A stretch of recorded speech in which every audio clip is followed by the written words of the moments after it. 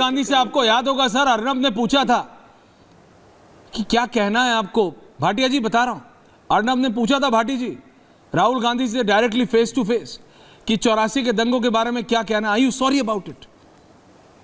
आपको पता है? उनको पता नहीं है रियलिटी, वो रियलिटी से बहुत अलग है। तो जो आदमी रियलिटी से अलग है फिर वो रियलिटी से अलग रहे। उनको पता ही नहीं है भाटिया जी की है क्या। और ये मैं नहीं कह रहा हूं, अब कांग्रेसी नेताओं से बात कीजिए, वो कहते हैं आपको। But now it's no more a joke, he is the leader of opposition. वो देश के नेता प्रतिपक्ष हैं भाटिया जी, और विदेश में जाके वो क्या नहीं बोलते हैं। जतेंद्र जी। ऐश्वर्या जी, मैं पहले आपसे सिर्फ इतना पूछना चाहता हूं, उन्होंने ये बात जो कही, आपने कहा कि वहां के सिखों के सामने बैठ के कही, करेक्ट? मैं ये कहना चाहता हूं जनाब, वहां के खालिस्तानी सिखों के सामने बैठ के, ये वहां के आप एक शब्द यूज कर रहे हैं बार बार, इसकी फट गई उसकी फट गई। मैं तो कहता हूं राहुल गांधी की उनके सामने फट गई, इसलिए वहां के खालिस्तानी सिखों के सामने बोली। सिख यहां पर हैं तो हिंदुस्तानी सिख हैं जिन्होंने आज तक खालिस्तान नहीं मांगा है, वहीं से मांग बनाते हैं खालिस्तानी सिख की, यहां के सिख को भड़काते हैं और ये आज उनके साथ बैठते हैं। और मैं उन सिखों से पूछता हूं, क्या वो 84 भूल गए? वो 84 की वजह से ही वहां पर इतना शोर मचाते हैं ना बैठ के, आज उसी की बातें सुन रहे हैं, उसी के सामने बैठ के बातें कर रहे हैं और वही इनको समझा रहा है कि सिख की पगड़ी उछल जाती है, सिख को कड़ा नहीं पहनने दिया जा रहा। हम यहाँ रहते हैं, मैंने पगड़ी पहनी हुई है जनाब, और आज तक मेरी पगड़ी पे किसी ने हाथ नहीं डाला है। और राहुल गांधी साहब, आप किसी भी जगह पर अपनी इंपॉर्टेंस जताने के लिए कुछ भी बोल सकते हैं।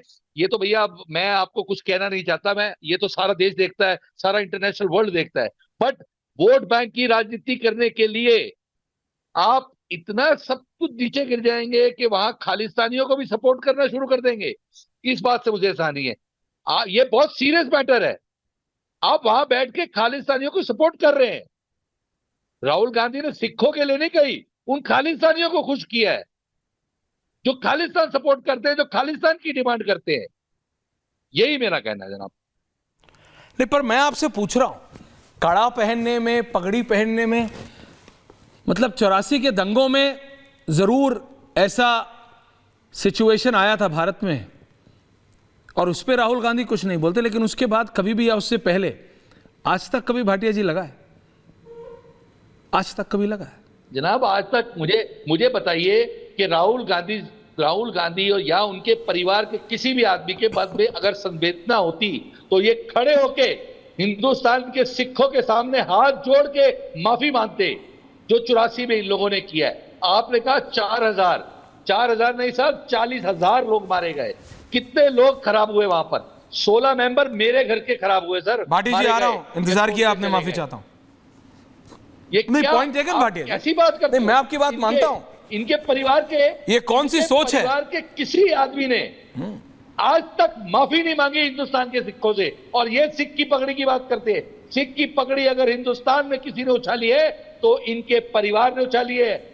मरवाया है सिखों को, सरेआम जलाया है, टायर गले में डाल डाल के जलाया है। और मैं अपील करता हूं उन सिखों से भी जो आज भूल गए 84, जो आज भूल गए गद्दी के लालच में, पैसे के लालच में, वो 84 भूल गए, वो कांग्रेस के किए हुए अत्याचार को भूल गए, वो इनकी दी हुई आज ये इज्जत देंगे।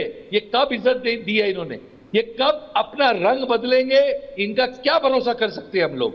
अगर किसी ने इज्जत इस देश में सिख को दी है तो मोदी जी ने दी है। ये मैं सरेआम टीवी पे बोलता हूं, जिन्होंने हर वक्त और हर जगह सिख को रिस्पेक्ट दी है, इंडिया के सिख को, हिंदुस्तान के सिख को रिस्पेक्ट दी है।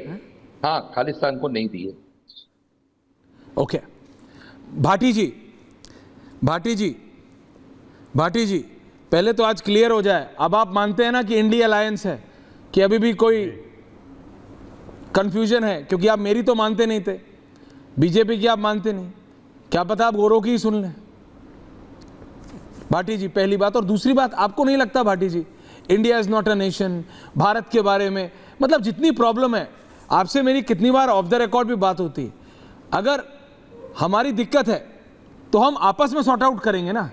अगर राहुल गांधी को कुछ बहुत मतलब वेरी प्रैग्मेटिकली स्पीकिंग अगर उनको लगता भी है कि there is some severe problem, कोई डेमोक्रेटिक प्रॉब्लम है बिल्कुल देश में, बिल्कुल कुछ और अंदर बैठ के बात करेंगे, वो विदेश में बैठ के क्या व्हाट विल ही सॉल्व, वो क्या मदद लाएंगे।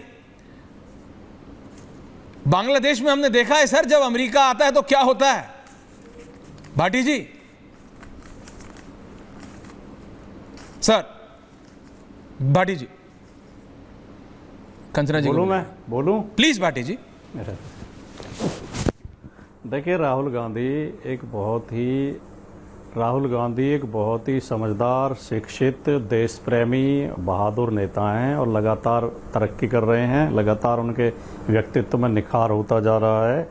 आपकी डिबेट से मैं दो नतीजे पर पहुंचा हूं कि एक तो भारतीय जनता पार्टी राहुल गांधी से बहुत अधिक भयभीत है, डरी हुई है, और ऐश्वर्य कपूर जी राहुल गांधी के विरोधी हैं, उनसे नाराज हैं।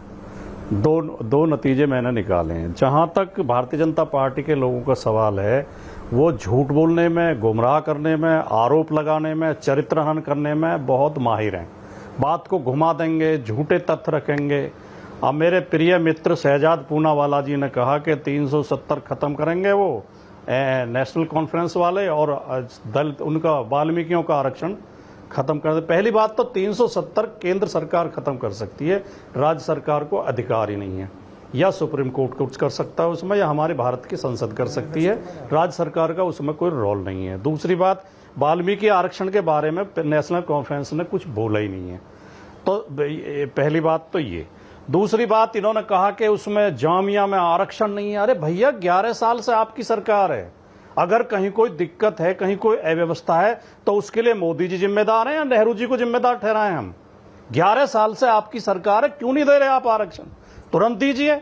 अभी आपने कहा कि कांग्रेस आरक्षण विरोधी रही है, राजीव गांधी विरोधी थे, नेहरू जी विरोधी थे। आपकी सरकार को तो, भारतीय जनता पार्टी की सरकार को तो न्यायालय इस बात का प्रमाण पत्र दे रहे हैं। उत्तर प्रदेश का फैसला सबके सामने है। शिक्षक भर्ती में आपकी सरकार ने आरक्षण के साथ छेड़छाड़ की है, ओबीसी के समुदाय के साथ बेईमानी की है। उसका आदेश हाईकोर्ट ने दिया है, हाईकोर्ट ने माना है, केंद्रीय पिछड़ा वर्ग आयोग ने माना है।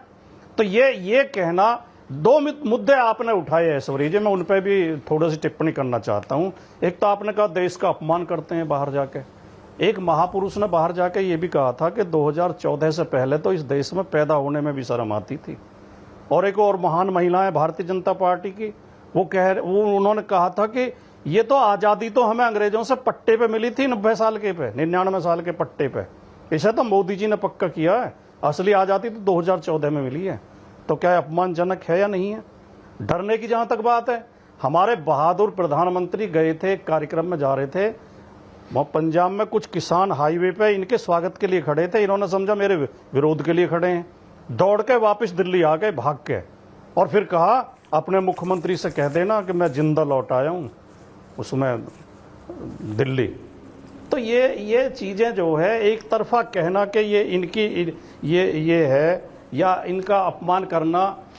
जो राहुल गांधी बोल रहे हैं कुछ भी गलत नहीं बोल रहे। हाँ, सिख वाले मामले पे मैं रतिंदर भाटिया जी की बात से सहमत हूं। सिख बहुत बहादुर, बहुत देशभक्त कौम है। लेकिन मैं उसमें एक बात और जोड़ना चाहता हूं। भाटिया जी ने कहा कि 84 में उनके साथ क्या हुआ, इसके बावजूद भी वो देश के साथ, देश किसी और का थोड़ी है, देश भी तो उनका है।